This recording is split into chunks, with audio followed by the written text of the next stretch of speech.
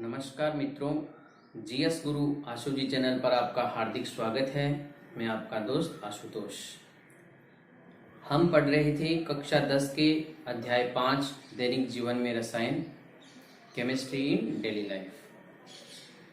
Daily life chemistry के बारे में हम जब अध्ययन करते हैं तो हमें पता चलता है कि हम अनजाने में ही बहुत सारी चीजें उपयोग करते हैं जिनके विशेष महत्व या जिनके किसी प्रकार के वर्गीकरण के बारे में या डिटेल के बारे में हमको पता नहीं है।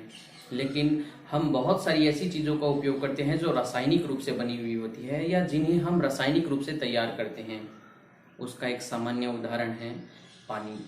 पानी भी एक प्रकार से रसायन है और मतलब जितने भी हम पदार्थ उपयोग करते हैं वो सभी रासायनिक संरचनाएं रखते हैं, रासायनिक रूप से कार्य करते हैं। तो हमने देखा कि सभी प्रकार के पदार्थों को इस ब्रह्मांड में 3 भागों में बांटा गया है, ठोस, द्रव और गैस अवस्था के आधार पर। ठीक, लेकिन उनके गुणों के आधार पर, उनकी प्रकृति के आधार पर भी उनको 3 भागों में बांटा गया है। पहला है अम्लीय, दूसरा क्षारीय, तीसरा लवणीय। अम्ल के बारे में हमने पढ़ लिया था पीछे कि अम्ल जो है वो स्वाद में खट्टे होते हैं। ठीक, नीले लिटमस पत्र को लाल कर देते हैं। नीले लिटमस पत्र को क्या कर देते हैं? लाल कर देते हैं अगर उनका टेस्ट किया जाता है।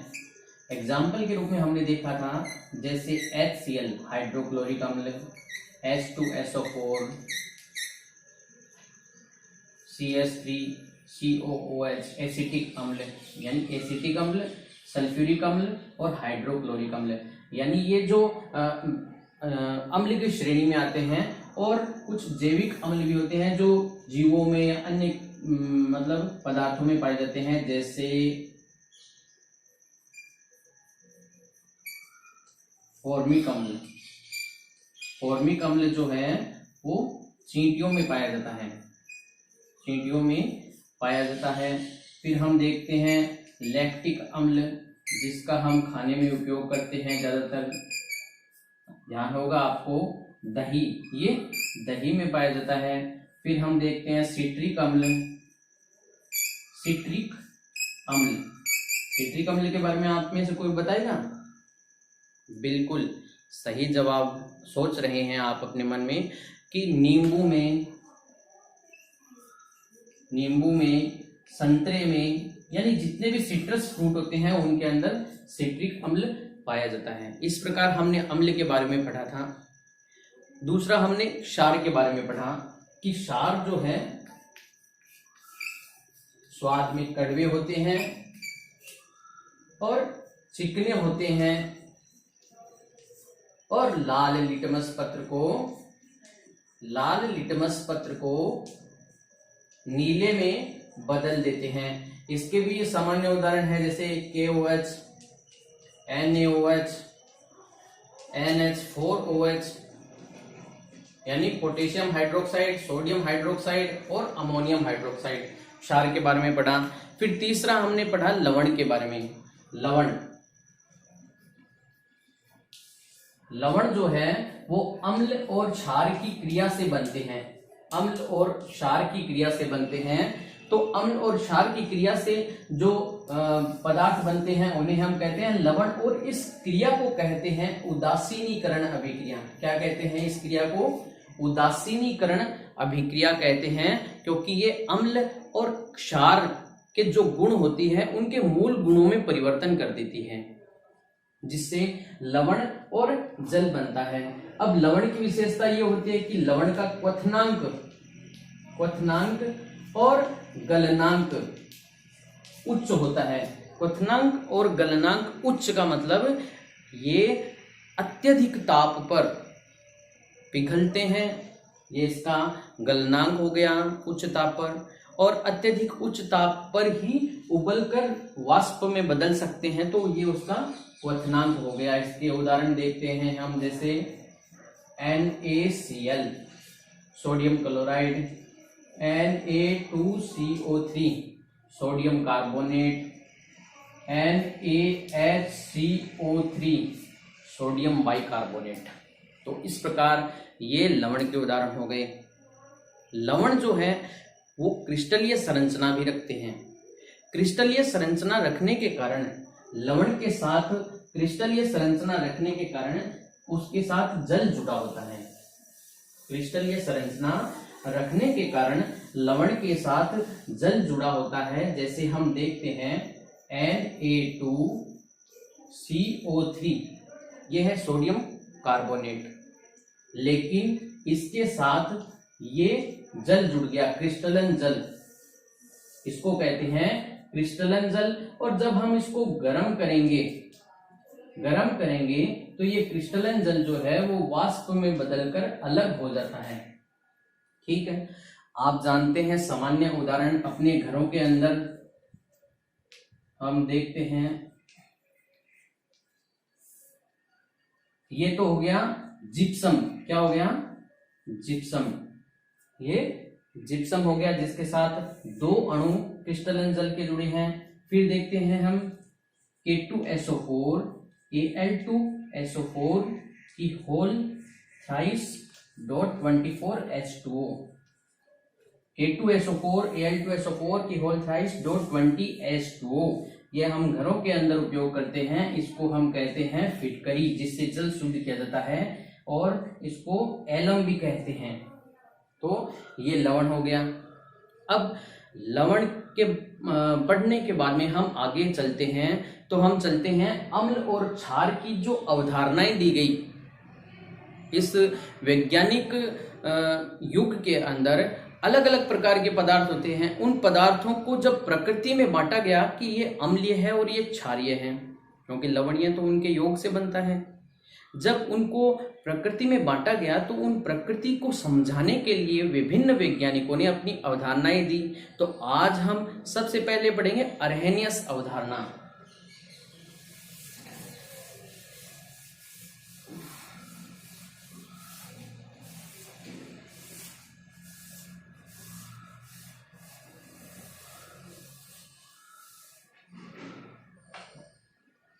आज हम पढ़ेंगे अर्हेनियस अवधारणा। अर्हेनियस नाम के एक वैज्ञानिक हुए 1887 में। उन्होंने अम्ल और क्षार की मतलब मूल प्रवृत्ति को समझाने का प्रयास किया। उन्होंने बताया कि इस ब्रह्मांड में उपस्थित वे पदार्थ जो H+ आयन देते हैं। H+ आयन का मतलब हाइड्रोजन आयन। हाइड्रोजन आयन देते हैं, वो क्या कहलाते हैं? वो अम्ल कहलाते हैं। ऐसा अर्हेनियस महोदय ने कहा कि जो H+ आयन देते हैं वो अम्ल कहलाते हैं। इनका कहना भी थोड़ा उचित था। फिर क्षार के बारे में इन्होंने क्या कहा? क्षार के बारे में ये कहा कि ऐसे पदार्थ जो हाइड्रोक्सिल आयन देते हैं। हाइड्रोक्सिल आयन, कौन सा आयन? हाइड्रोक्सिल आयन देते हैं, वो क्षार कहलाते हैं। क्या कहलाते हैं? क्षार। अब अर्हेनियस महोदय ने अपनी तरफ से अवधारणा को एकदम क्लियर किया है कि जो पदार्थ H+ आयन देते हैं वो अम्ल कहलाते हैं, और जो OH- आयन देते हैं वो क्षार कहलाते हैं। इनका कहना सही है, क्योंकि इन्होंने उदाहरण भी बताई। इन्होंने उदाहरण क्या बताए देखते हैं हम।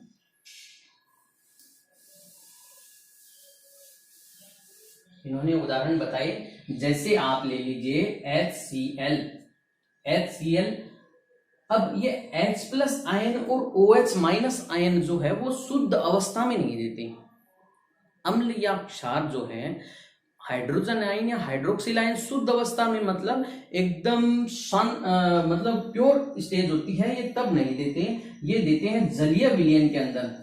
इसमें जलीय विलयन में ही हमें पता चलता है कि ये अम्ल है और ये क्षार है, क्योंकि ये आयनों में विभाजित जलीय विलयन में होते हैं। तो यहां मैं लिखूंगा एक्यू। आपने रासायनिक अभिक्रियाओं के अंदर पढ़ा होगा कि हम यहाँ एक्यू लिखते हैं, इसका मतलब जलीय विलयन है। क्या विलयन है? जलीय विलयन। अब हम देखते हैं एक्वस सॉल्यूशन के अंदर HCl बदल जाता है। देखते हैं H प्लस और Cl माइनस आयनों के अंदर।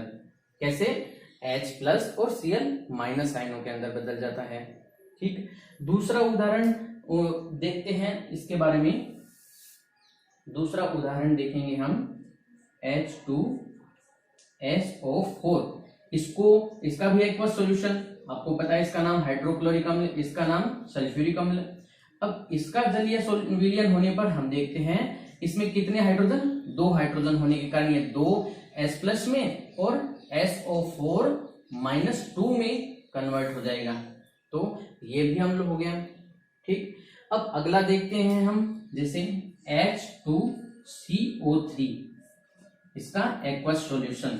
ठीक, H2CO3 में देखते हैं हम H plus plus HCO3 minus. अब यहां अपने लिए कुछ विशेष बात आ गई। पीछे याद कीजिए आपने कि ऐसे अम्ल जो जलीय विलयन में संपूर्ण रूप से आयनित हो जाते हैं, जैसे इन्होंने 100% H प्लस दे दिए और 100% Cl दे दिए, तो ये कौन से अम्ल हो गए? प्रबल अम्ल। ठीक है, लेकिन ये भी प्रबल अम्ल हो गया। लेकिन यहां देखिए इसके पास 2 H थे, लेकिन इसने दिया कितना H? 1 H, और 1 H इसके साथ अटैच है, तो यहां ये पूर्ण रूप से आयनित नहीं हुआ, इसलिए इसको कहते हैं दुर्बल अम्ल। इसको क्या कहते हैं? दुर्बल अम्ल। तो आपको समझ में आई यहां पर बात। अरेनियस ने अपने को क्या समझाया कि जो पदार्थ या जो अम्ल जलीय विलयन के अंदर, या जो पदार्थ जलीय विलयन के अंदर H प्लस आयन देते हैं वो तो अम्ल कहलाते हैं, और जो पदार्थ OH माइनस आयन देते हैं वो क्षार कहलाते हैं। अब हम देखते हैं क्षार के उदाहरण।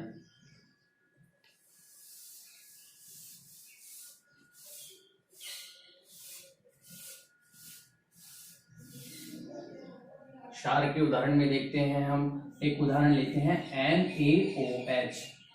ठीक है, इसका भी एक्वस सॉल्यूशन होगा, यानी जलीय विलयन होगा। जलीय विलयन में ही ये आयन देगा। तो हम देखते हैं Na plus plus OH minus, ये भी एक्वस सॉल्यूशन में। ठीक है, फिर आगे देखते हैं KOH। ठीक है, KOH में K प्लस OH माइनस, अर्थात ये हाइड्रोक्सिल आयन देते हैं।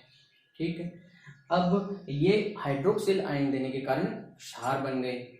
अब हम आगे की प्रक्रिया में देखते हैं कि जो अम्ल बने थे जलीय विलयन के अंदर, जो अम्ल बने थे उनमें H प्लस आयन मुक्त होता है। ये H प्लस आयन जो है वो बहुत सक्रिय आयन होता है। सक्रिय आयन होने के कारण जल के अणु के साथ जुड़ जाता है, क्योंकि ये अकेला अस्थिर होता है। और विज्ञान में अस्थिर पदार्थ जो है या अस्थिरता स्थिरता की ओर जाती है। चाहे किसी भी प्रकृति या कहीं भी हो, कोई भी अस्थिर वस्तु स्थिरता की ओर गमन करती है। तो यहाँ अस्थिर जो H प्लस आयन है वो H2O के साथ जुड़कर H3O पॉजिटिव यानी हाइड्रोनियम आयन बना लेता है। तो H प्लस आयन स्थायी हो जाता है। इस हाइड्रोनियम इस H प्लस को प्रोटॉन भी कहा जाता है। अब अरेनियस महोदय ने जो चीज समझाई, तो अरेनियस महोदय की एक सीमा है। वो ही पदार्थों के बारे में स्पष्ट कर पाए जिनमें H प्लस और OH माइनस थे, यानी हाइड्रोजन आयन और हाइड्रोनियम आयन थे। वो उन पदार्थों के बारे में नहीं बता पाए जिनमें हाइड्रोजन आयन और हाइड्रोक्सिल आयन नहीं थे। आज का अपना वीडियो यहीं कंप्लीट होता है। अगली अवधारणा हम पढ़ेंगे अगले वीडियो के अंदर। अगर आपको ये वीडियो अच्छा लगा तो आप इसे लाइक करें, शेयर करें अपने मित्रों से, ताकि उनको भी अध्ययन में सहायता मिले, और सब्सक्राइब ऑल करें, ताकि मैं जब भी आपके लिए पढ़ाई की वीडियो बनाऊं या आपकी स्टडी से संबंधित वीडियो बनाऊं तो वो आपके पास जल्दी से जल्दी पहुंचे और आप उससे लाभ प्राप्त करें। धन्यवाद। जय हिंद।